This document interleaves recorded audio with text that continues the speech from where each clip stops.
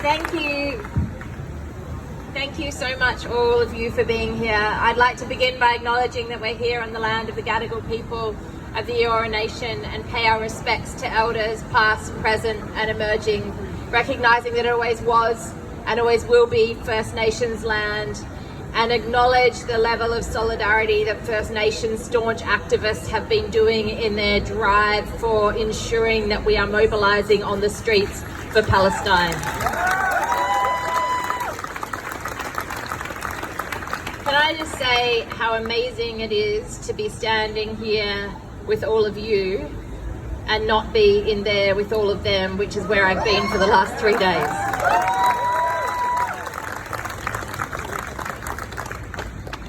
It's hard to know where to start when we know that the horrific genocidal attacks on Gaza are raining down right now again after what was a temporary ceasefire. In the many days that this horrific situation has been unfolding, one of the things that has disturbed me the most out of everything was hearing earlier this week the story of a Palestinian woman who has come to Australia and has fled Gaza during the most recent horrific attacks. The trauma that she has experienced is hard to even put into words.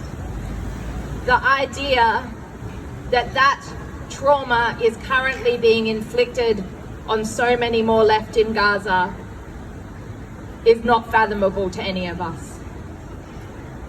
It is fathomable to those who have experienced war before. It is absolutely understandable to those people in our community and those people that are here today that have experienced the horrors of war, the horrors of colonization, the horrors of genocide. And to think that with all the horror that we are seeing, with the death and destruction that is raining down on Gaza right now, we have a Prime Minister who refuses to call for a permanent ceasefire and an end to the occupation. We have a Premier of this state who chooses to light up the Opera House in the colours of those who are raining down bombs on innocent lives in Gaza. And we have a Deputy Premier who dares to think that the most important thing she can do right now with her platform is to condemn teachers for wearing a keffiyeh in schools. We have an Australian government who has shown that they have absolutely no spine. And we have a state government that is running the most horrific protection racket for them that you could imagine. And that protection racket is called the New South Wales Police. Because every day that in there they shout and scream that we have to shut down these protests. Every day in there that they pass laws to crack down on our right to peaceful assembly, to peaceful expression, our right to freedom of association. Every day they do that.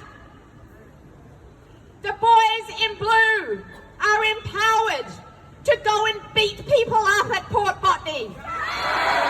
They are empowered to treat First Nations young people worse than they did the day before. They are empowered to taser old women in nursing homes.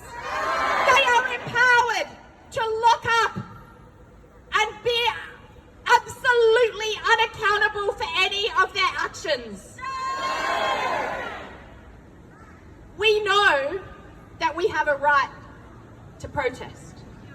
We know that absolutely the people charged at Port Botany under these draconian protest laws should immediately have their charges dropped. And we know that there is nothing offensive about wearing a keffiyeh. There is nothing disturbing about wearing a keffiyeh. What is disturbing is the attacks going on in Gaza. What is disturbing is babies in ICU units dying because they make them flee the hospitals. That is what is disturbing, not a fucking scarf.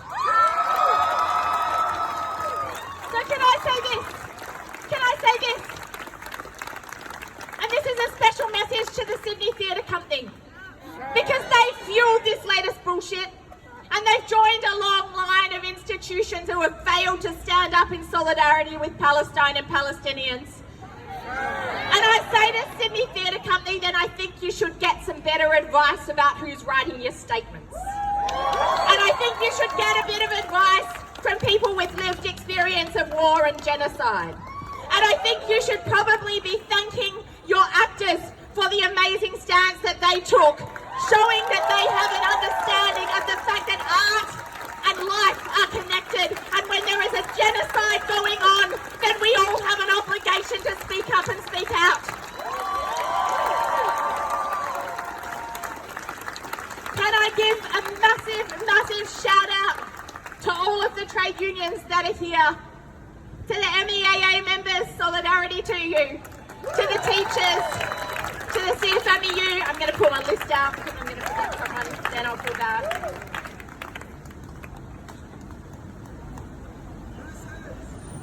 Thanks, mate. I was going to just say everyone could just shout themselves out. I want to give an absolute shout out and acknowledgement to the ASU, the Australian Service Union. I'm proudly a member of the ASU and used to be a delegate in my old workplace before I was one of the politicians in there. And can I just say that it is so great to see ASU rank and file members mobilising and activating, and to see the Secretary of the ASU here speaking at this rally tonight.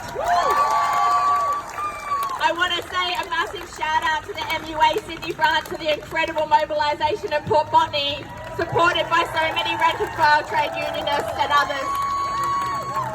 I want to give a shout out to the CPSU for being here, solidarity to the CPSU, to the AEU, to the Teachers Fed for their incredible motion at the State Council. And can I just say that I yelled really, really loudly at Prue Carr yesterday in question time when she was condemning the teachers.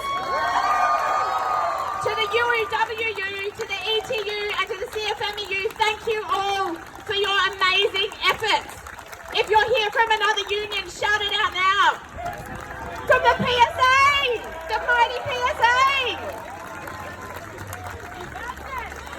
And the nurses and the midwives are here in force. And can I give a massive shout out finally to the NTEU for the fact that, especially on the Sydney Uni campus, they raised the Palestinian flag up a flagpole on the campus yesterday. All power to them. I want to end by saying this,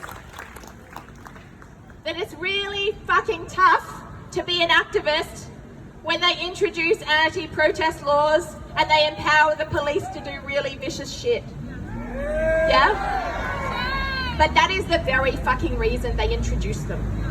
They introduce them because they do not want us to be mobilising on the streets. They want to be able to back a genocidal regime in Israel that destroys the lives of so many in Gaza.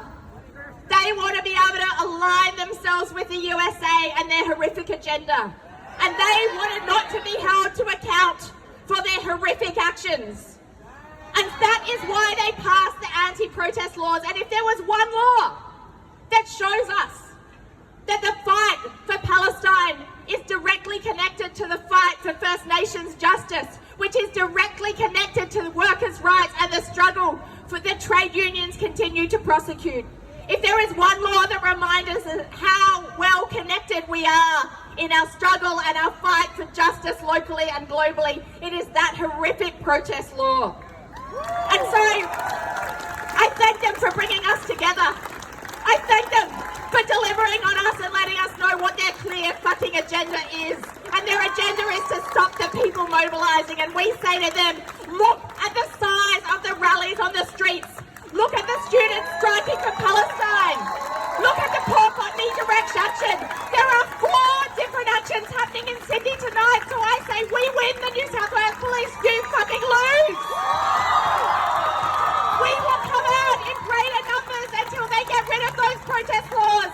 We will come out in greater numbers when they seek to charge people under those protest laws. And we will march on the streets in solidarity with Palestine until Palestine is free from the fucking river to the sea.